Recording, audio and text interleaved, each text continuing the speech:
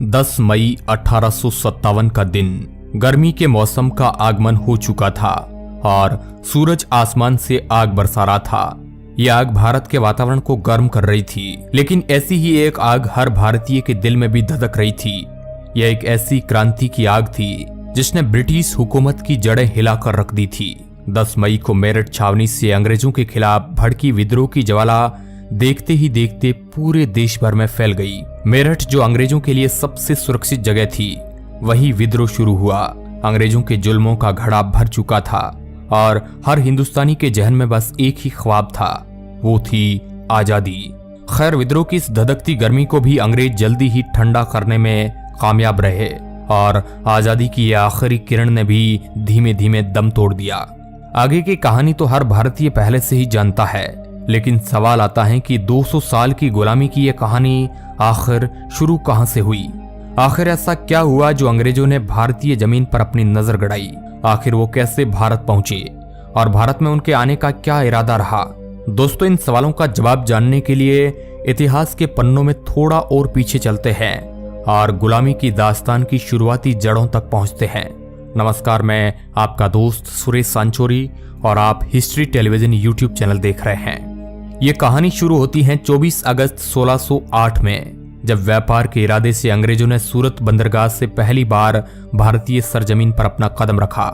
तब भारतीय नहीं जानते थे कि यह व्यापारी कंपनी पूरे देश को अपनी गुलामी की जंजीर में बांधने के मंसूबे साथ लेकर आई है। हालांकि अंग्रेजों ने अपने व्यापार को 1609 में स्थापित किया, लेकिन भारत में ईस्ट इंडिया कंपनी की स्थापना 1600 में ही हो गई थी। दक्षिण व दक्षिण पूर्व एशियाई राष्ट्रों के साथ व्यापार करने के लिए 1600 ईस्वी में जॉन वॉट्स और जॉन वाइट द्वारा ब्रिटिश जॉइंट स्टॉक कंपनी की स्थापना की थी। प्रारंभ में इस जॉइंट स्टॉक कंपनी के शेयर धारक ब्रिटिश व्यापारी और अभिजात वर्ग के लोग ही थे और इस कंपनी का ब्रिटिश सरकार के साथ कोई सीधा संबंध नहीं था। लेकिन अंग्रेजों से पहले बाकी कई यूरोपीय देश भारत तक पहुंच चुके थे। भारत यूरोपीय देशों के लिए सबसे प्रमुख व्यापारिक केंद्र के रूप में सामने आ रहा था, जिसके बाद ब्रिटिशर्स के मन में भी भारत में व्यापार करने की ललक जाग उठी। कुल 7 वर्षों के इंतजार के बाद पहली बार अंग्रेजों को सूरत में कारखाना स्थापित करने की शाही अनुमति हासिल हो गई, जिसके बाद इन्हें ऐसी ही एक और अनुमति विजयनगर साम्राज्य से भी हासिल हुई, जिसके अनुसार ये व्यापार के लिए दूसरा कारखाना मद्रास में खोल सकते थे।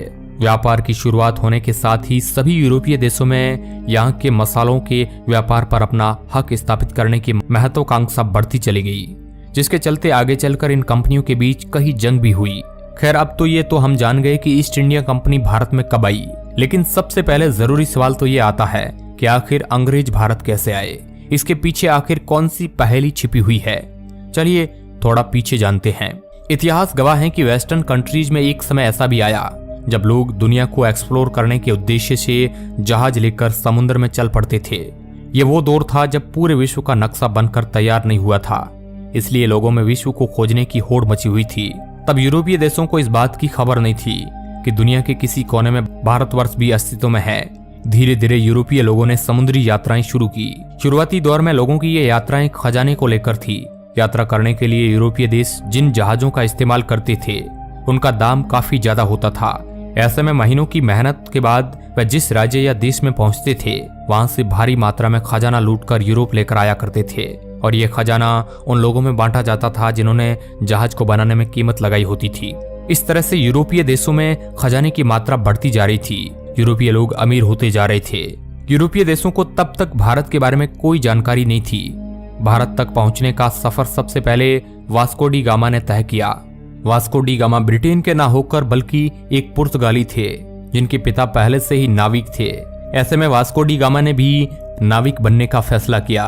साल 1497 में 170 लोगों के साथ मिलकर Vasco D gamma Lisbon port से भारत के लिए रवाना हुए और अफ्रीका के cap of good hope part वाले समुद्री रास्ते का इस्तेमाल करते हुए वह भारत के कालीकट क्षेत्र पहुंचे। वहां जाकर वह कालीकट के राजा जेमरिन से मिले और उनसे भारत के साथ व्यापारिक संबंधों की स्थापना को लेकर वार्ता की। ये बातचीत वास्को डी गामा के लिए उपयोगी नहीं रही। ऐसे में वास्को डी गामा वापस पुर्तगाल लौट गए और सितंबर 502 ईस्वी में वे दोबारा भारत आए।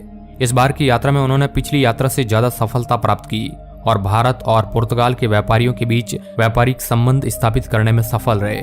वास्को डी गामा की सफलता को देखते हुए पुर्तगाल के राजा ने बाकी व्यापारियों को भी भारत जाने और व्यापार करने के आदेश दिए। इसी राह पर चलते हुए 1502 में पुर्तगाल द्वारा एक कंपनी स्थापित की गई जिसे पुर्तगाई ईस्ट इंडिया कंपनी के नाम से जाना गया।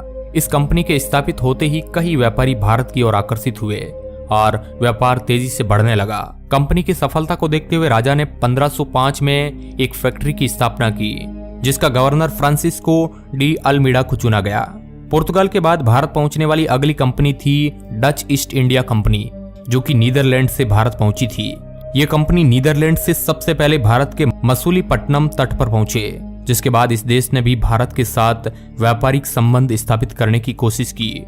डच कंपनी ने मसूलीपट्टनम पर अपना दबदबा जमाने के बाद सूरत और नागापट्टनम पोर्ट पर भी व्यापार स्थापित किया और धीरे धीरे भारत के कई क्षेत्रों में अपनी फैक्ट्री स्थापित की और अपने व्यापार को तेजी से भारत के कई तटों तक फैलाया। साल 1605 में जब डच कंपनी का व्यापार भारत के कई क्षेत्रों में फल फूल रहा था, तभी सूरत बंदरगाह से भारत में एंट्री लेती है ब्रिटिश कंपनी। भारत पहुंचने के बाद ब्रिटिशर्स को महसूस हुआ कि दिन ब दिन पुर्तगाल और डच कंपनीज का भारत के साथ व्यापार बढ़ता जा रहा है। ऐसे में ब्रिटेन को भी भारत के साथ व्यापारिक संबंध स्थापित करने की कड़ी जरूरत है। दोस्तों, बारीकियों पर जाए तो जॉन मिल्टन हॉल, जो कि ब्रिटिशर्स थे, वो सन 1599 ईस्वी में ही भारत आ गए थे। सन 1600 ईस्वी में ही इंग्लिश ईस्ट इंडिया कंपनी को क्वीन एलिजाबेथ द्वारा किए गए चार्टर से शुरू किया गया था। तब यह एक निजी संगठन था जो शेयर जारी करके शुरू किया गया था।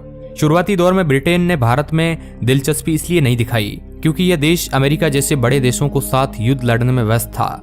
वेस्टर्न कंट्रीज में अपना दबदबा फैलाते हुए ब्रिटेन ने भारत पर अपना राज कायम करने का नहीं सोचा। लेकिन दूसरी यूरोपीय कंपनियों का भारत में दबदबा बनते देख ब्रिटिशर्स भी भारत के साथ व्यापार करने में दिलचस्पी दिखाने लगे।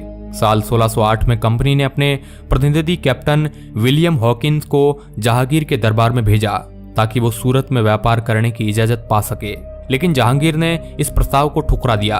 बाद में 1609 में जहांगीर सूरत में एक कारखाना बनाने के लिए राजी हो गए। इस तरह ईस्ट इंडिया कंपनी ने 1613 में सूरत में अपना दूसरा कारखाना खोला और 1616 में मसूलीपट्टनम में भी तीसरा कारखाना स्थापित किया। इसके बाद धीरे धीरे ब्रिटिशर्स का व्यापार परवान चढ़ने लगा और साल 1632 में ईस्ट इंडिया कंपनी को गोलकोंडा किंगडम में भी राइट टू ट्रेड हासिल हो गया। ब्रिटेन के व्यापार की शुरुआत के साथ ही भारत आने वाली दूसरी व्यापारी कंपनी थी फ्रेंच ईस्ट इंडिया कंपनी, जिसने 1664 में व्यापार के इरादे से भारत में अपने कदम जमाए।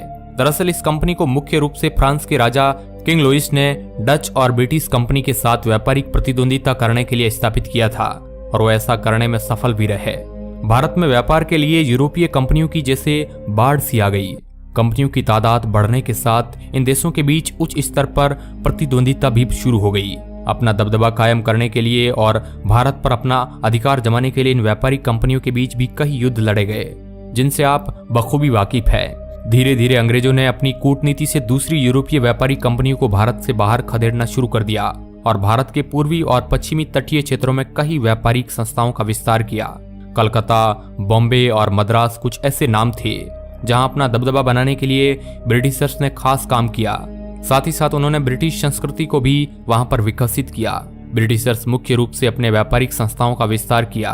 वह रेशम, नील, कपास, चाय और अफीम के व्यापार में काफी दिलचस्पी लेते थे। इस बात को तो आप जानते ही हैं। आगे इनके खिलाफ होने वाले विद्रोह भी इन्हीं प्रोडक्ट की खेती से संबंधित थे। शुरुआती दौर में अंग्रेजों का भारत को अपना गुलाम बनाने का कोई इरादा नहीं था, लेकिन व्यापार करते हुए उन्हें इस बात का आभास हुआ कि सामाजिक, राजनीतिक और आर्थिक रूप से भारत काफी अस्त व्यस्त है। लोगों में काफी भेदभाव व आपसी मतभेद है। इन्हीं कमियों को देखते हुए अंग्रेजों ने व्यापार के साथ साथ भारत पर शासन करने का सपना देखा और अपने सपने को साकार करने में सफल भी रहे। तो ये थी अंग्रेजों और सभी यूरोपीय कंपनियों के भारत में आगमन की कहानी। बस यहीं से शुरुआत हुई उस गुलामी की दास्तान की, जिसने 200 सालों तक भारत के इतिहास को काला कर दिया। ये कहानी फिर कभी किसी और वीडियो में आपको सुनाएंगे। आज के वीडियो में बस इतना ही। अगर आप हिस्ट्री टेलीविजन पर सब्सक्राइब करके नहीं जुड़े हैं तो जरूर जुड़ जाइए। वीडियो के अंत तक बने रहने के लिए आपका बहुत बहुत धन्यवाद।